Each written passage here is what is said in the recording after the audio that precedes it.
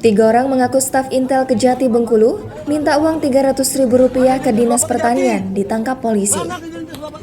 Tiga orang yang mengaku dari staf Intel Kejati Bengkulu ditangkap anggota Reskrim Polres Mukomuko Selasa 4 Januari 2022 pagi. Tidak butuh waktu lama, dalam waktu 1 jam, anggota Reskrim Polres Mukomuko Polda Bengkulu menangkap 3 pelaku yang diduga melakukan pungutan liar atau pungli terhadap pejabat Dinas Pertanian.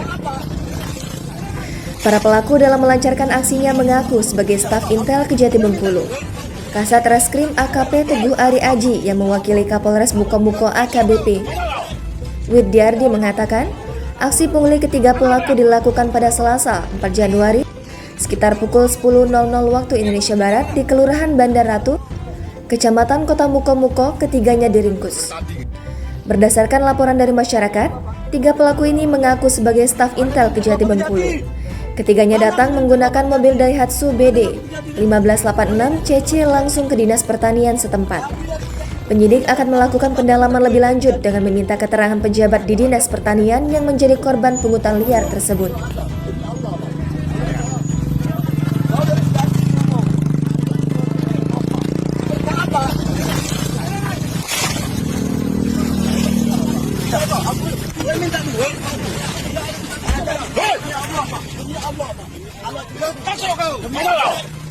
Demi Allah. Anak bang. Hei, kuncinya mana?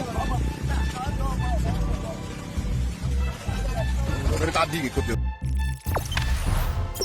Jangan lupa subscribe, share, komen, dan like ya.